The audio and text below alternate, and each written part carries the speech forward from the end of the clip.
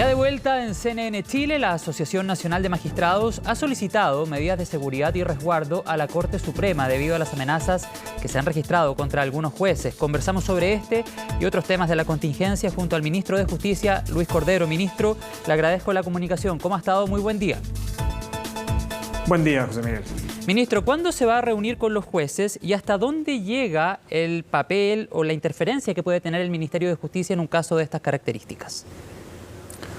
De hecho, nos hemos reunido hoy día a las 8:30 de la mañana con la nueva directiva de la Asociación Nacional de Magistrados. Nosotros nos hemos reunido antes respecto a la agenda gremial que ellos tienen. Sí. Pero sobre el tema de seguridad, yo creo que son tres órdenes distintos de magnitud, ¿no? La primera tiene que ver con aquellas situaciones complejas, graves, que pudieran estar afectando a algunos magistrados en torno a que hubiesen recibido amenazas. Esto es lo que pudo haber pasado en el caso de un tribunal en particular del Juzgado de Garantía de Santiago, un asunto respecto del cual ya intervino la policía, intervino el Ministerio, la Subsecretaría del Interior y la Subsecretaría de Justicia.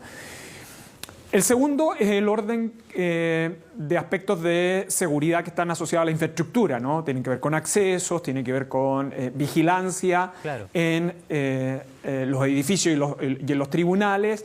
Y ahí tiene que ver con el tipo de tribunal del cual estamos hablando, un asunto respecto del cual también es necesario abordar a identificar específicamente los lugares donde tenemos problemas. Y en tercer lugar, hay algunos aspectos que inquietan a la Asociación Nacional de Magistrados, inquietud que participa el Ejecutivo, y es una serie de políticas de transparencia que se han aplicado en los últimos años, que por cierto son todas correctas, tanto desde el punto de vista de la transmisión de audiencias como determinadas obligaciones en materia de declaraciones de patrimonio e intereses. Asuntos respecto de los cuales algunos datos personales de los jueces pueden quedar disponibles al público y eso puede generar ciertas condiciones que pueden comprometer la independencia judicial. Usted nos detallaba de algunas de estas medidas o consideraciones. Ya ahí le pido que después pueda continuar con esa respuesta que me iba a entregar. Pero algunas de las medidas que hemos estado conversando desde el día de ayer hasta ahora son de bajo costo. ¿No cree que a estas alturas y considerando la evolución del delito en Chile, estas consideraciones o estas medidas debiesen estar implementadas hace rato? Sí, pero lo que pasa es que recuerde que el Poder Judicial es un poder del Estado autónomo. Lo que nosotros hemos hecho como Ministerio de Justicia es colaborar. ¿Hasta dónde puede interferir el Ministerio de Justicia? Nosotros podemos colaborar. De hecho, ahora tenemos una mesa de coordinación con la Corte Suprema, que es la que canaliza las observaciones de la Asociación Nacional de Magistrados. Hay algunas que efectivamente son de fácil de solución, que tienen que ver con el diagnóstico de seguridad, por ejemplo, de los tribunales, las metodologías de acceso, situaciones de acceso, etc. Ese es un tema en el cual hoy día está trabajando el Poder Judicial. Respecto del último, que tiene que ver con la disponibilidad de ciertos datos personales por parte de los jueces, hay algunas medidas administrativas que se pueden adoptar y hay otras que podrían ser refuerzos legales, pero la mayoría tienen que ver con medidas administrativas respecto de las cuales el Ejecutivo está colaborando con la Corte Suprema para que se puedan llevar a cabo. Otro punto, ministro, señala lo siguiente: se solicitó revisar la política comunicacional del Poder Judicial, que en muchos casos aumentan el riesgo de los jueces y juezas. Esto tiene que ver, por ejemplo, con la transmisión de audiencias. Si se dejaran de transmitir al menos algunas audiencias, ¿no se afecta la transparencia del proceso? Bueno, mire, es algo que conversamos esta mañana con la directiva de la Asociación Nacional de Magistrados. Lo primero es decir que ellos son partidarios de la transparencia de las audiencias. Eso no está en discusión. Que en lo que se refiere a la transmisión a través del canal del Poder Judicial cumple un rol pedagógico. Otra cosa distinta, por ejemplo, es que las personas que asisten a las audiencias puedan ingresar con celulares y puedan grabar parte de la audiencia. O bien que en algunas situaciones, audiencias que comprometen, que tengan que ver con crimen organizado o agrupaciones delictivas, que generan ciertas condiciones de riesgo, puedan existir ciertas consideraciones en qué tipo de información se transmite. Pero tanto la Asociación de Magistrados como el Ejecutivo considera que la política comunicacional y de transparencia del Poder Judicial ha sido un aporte para el funcionamiento del sistema judicial y que lo que tenemos que lograr es un cierto equilibrio destinado a resguardar más bien los datos de los magistrados y las magistradas que tienen que tomar algunas decisiones, pero bajo ningún evento puede ser considerado eso una regresión en materia de transparencia. Simplemente, y ojo, y esto es bien relevante para no hacer una sobreinterpretación de lo que ha planteado la Asociación Nacional de Magistrados, no es revisar la política de comunicaciones, ni es revisar la transmisión de audiencia, sino que tener particular cuidado con algún tipo de audiencia respecto a determinado tipo de delitos, nada más. Perfecto, y en esa línea también va la posibilidad de que ciertas audiencias sean telemáticas, por ejemplo.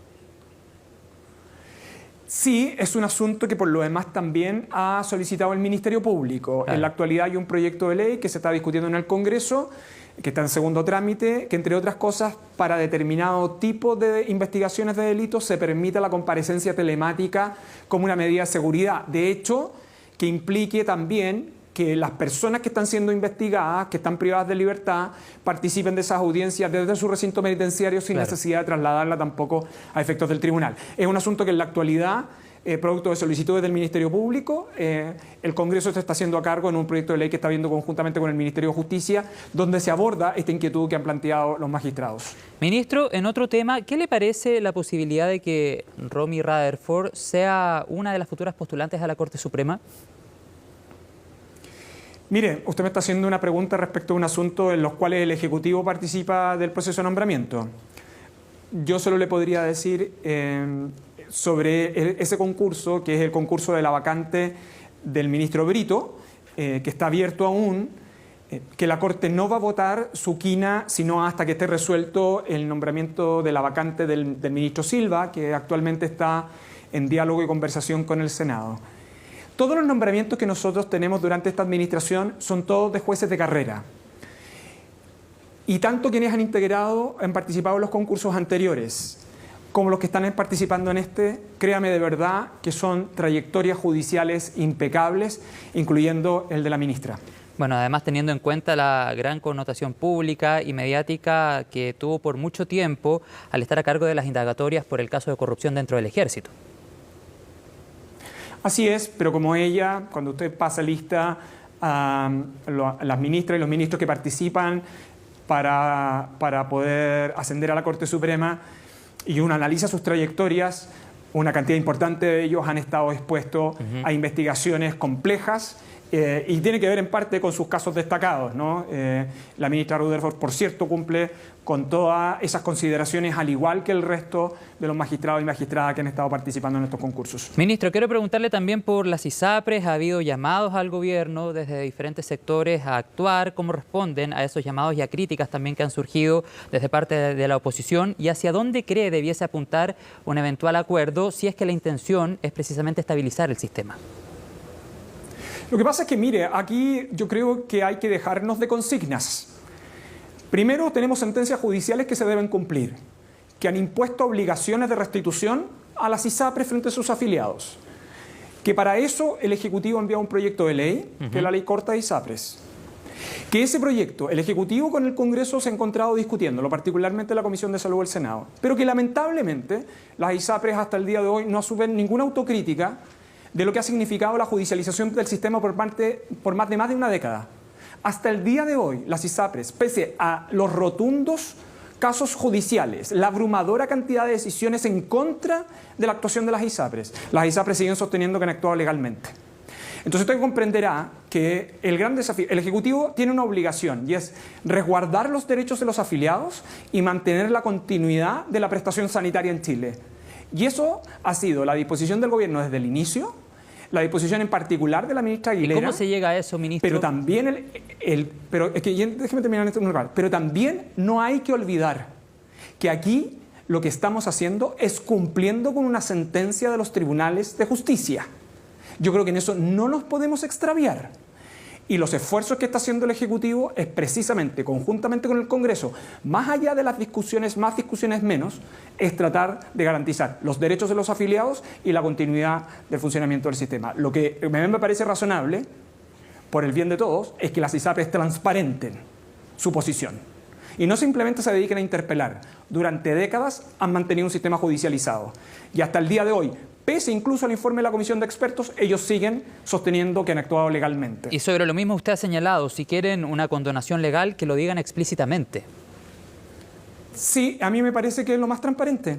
Si ellos consideran que los fallos de la Corte es imposible de cumplir, que las obligaciones de restitución que le han sido impuestas no se pueden realizar, lo que ellos en el fondo están pidiendo es una condenación. Y yo creo que por la transparencia de todos, además por la transparencia del debate legislativo, es mejor que las ISAPRES y la Asociación de ISAPRES lo diga explícitamente, creo yo. ¿Y usted cree que de alguna u otra manera el acuerdo político que se pueda generar en torno a este tema termine llegando a una especie de condonación? Y esto se lo pongo sobre la mesa porque por una parte ya han comenzado algunas aseguradoras a informar la baja en la prima GES, que es uno de los fallos, pero por otro lado también se ha puesto en la discusión la posibilidad de adelantar el aumento del precio en los planes base de las ISAPRES. Entonces, por una parte, sí, algunos dicen, claro, se baja la prima GES, pero se aumenta el plan antes de lo que estaba presupuestado, y muchos interpretan aquello como una especie de perdonazo. Mire, la obligación que tiene el sistema institucional es darle continuidad al sistema. Tal como ha señalado el ministro Marcel, hay que buscar un equilibrio entre los ingresos y los egresos, pero aquí hay una obligación que se le ha trasladado al Estado. Cuando digo el Estado me estoy refiriendo al Ejecutivo y al Congreso, y por eso yo creo que la industria tiene que tener una posición clara sobre este punto. La industria no puede creer que simplemente interpelando al Ejecutivo esto se va a solucionar. Hay una sentencia judicial, hay sentencias judiciales respecto de las cuales ellos deben cumplir. Solo quiero recordar que son juicios donde han sido parte los afiliados y la ISAPRE, no el Estado. Hoy el Estado, el Ejecutivo y el Congreso tienen que dar una solución a un problema que las ISAPRES han sostenido por más de una década en base a una judicialización. ¿Y cree que dicha solución va en la línea de lo planteado por el ministro de Hacienda, Mario Marcel? De hecho, el domingo lo planteó en Tolerancia Cero. El ministro Marcel cumple un rol clave y determinante en la forma de abordar este problema, efectivamente. O sea que el acuerdo finalmente pudiese ser adelantar el aumento del precio de los planes. Es que lo que tenemos hoy día, recuerde, es que dado que la Corte no concedió la prórroga del cumplimiento de la sentencia del fallo GES, y esto puede tener un impacto a partir de enero, el Ejecutivo ha anunciado que en el contexto de la ley de reajuste del sector público, tal como ha dicho la ministra Aguilera, se va a incorporar una norma muy simple que permite el ajuste del índice de cálculo para efectos de poder mantener el régimen de equilibrio y abordar esta primera parte. O sea, finalmente salvaguardar el sistema y evitar que las ISAPRES quiebren a costa del aumento del precio. Mire, salvaguardar a los afiliados. Aquí lo que importa es salvaguardar los derechos de los afiliados y la continuidad del sistema sanitario. Ministro, ¿cómo responde a críticas que han surgido desde la oposición? De hecho, hace algunos minutos atrás conversábamos con el senador Francisco Chaguán, quien es miembro de la Comisión de Salud del Senado, y señalaba que parte del gobierno tiene la intención de hacer caer el sistema. Hablaba de un sector del gobierno y, por otro lado, durante el fin de semana, el presidente de la Asociación de ISAPRES decía: el presidente de la República debe actuar antes de que esta crisis afecte a la salud de las personas. ¿Se requiere una actuación directamente desde Presidencia o del Comité Político en esta historia para poder acelerar la llegada a un acuerdo? Pero, a ver, a mí me parece insólita la interpelación del presidente de la Asociación de ISAPRES, por las razones que he dicho yo con anterioridad. Aquí, quienes han tomado una acción proactiva es el presidente de la República y el Ejecutivo. Les quiero recordar que el mensaje que sirve de base al proyecto de la ley corta está firmado por el presidente de la República. El diagnóstico sobre las sentencias y la forma de abordarlos está en el mensaje de ese proyecto. El Ejecutivo ha sido proactivo en esto. Lo que no ha sido proactivo, ni tampoco una autocrítica de la forma en que han actuado, ha sido la Asociación de ISAPRES.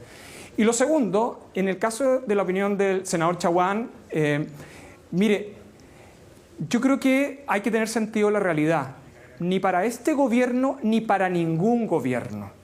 Para ninguno, puede considerar que es un aspecto adecuado, positivo, que una industria vinculada a la prestación de un servicio público, aunque ellas crean que no lo son, puede interrumpir su funcionamiento sin grave alteración del funcionamiento del sistema institucional.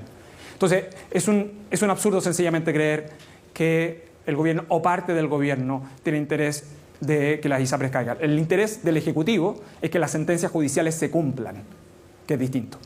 Ministro, ¿se puede asegurar que continuará con normalidad el funcionamiento de las clínicas, considerando que parte de sus representantes han señalado en jornadas anteriores que está profundamente ligado el funcionamiento de las ISAPRES al funcionamiento de ciertos prestadores? Así es, y por eso la preocupación que ha tenido el Ejecutivo y la preocupación de abordar esto no solo para la industria de la ISAPRE, sino que en términos sistémicos. Los plazos se acotan. Y los plazos se acotan, y quiero recordar que la prórroga de la Corte también avanza. Por lo mismo tiene que avanzar el acuerdo en el Congreso para poder resolver adecuadamente el cumplimiento de esta sentencia. ¿Y ve voluntad de todas las partes involucradas de alcanzar un acuerdo durante las próximas horas? Mire, por algo estamos en el Congreso Nacional discutiendo. Un espacio donde el desacuerdo se transforma en una solución. Ministro, ya para ir cerrando, quiero preguntarle por el denominado caso Convenio. Se confirma ayer la salida del jefe de asentamientos precarios.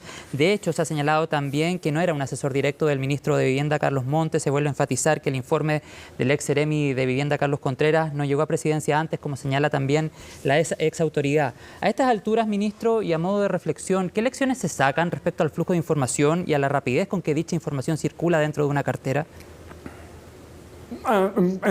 Es una evaluación que yo creo, siempre estos casos sirven para, cuando uno hace la autopsia de estos casos, en el fondo, que en general creo que es razonable hacerlo, sobre todo después de una crisis, uno puede identificar qué funcionó bien y qué funciona mal.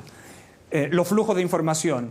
Mire, yo me quedo con la forma en que ha reaccionado el Ministerio de Vivienda y en particular el ministro Montes tan pronto tuvo conocimiento de los ilícitos vinculados, las medidas proactivas que ha adoptado, los ajustes que ha realizado al régimen de transferencia. Muchas de ellas reconocían el propio informe de auditoría de la Contraloría, la comparecencia que él realizó a la comisión investigadora, donde contó qué sucedió, cómo sucedió y qué medidas ha adoptado.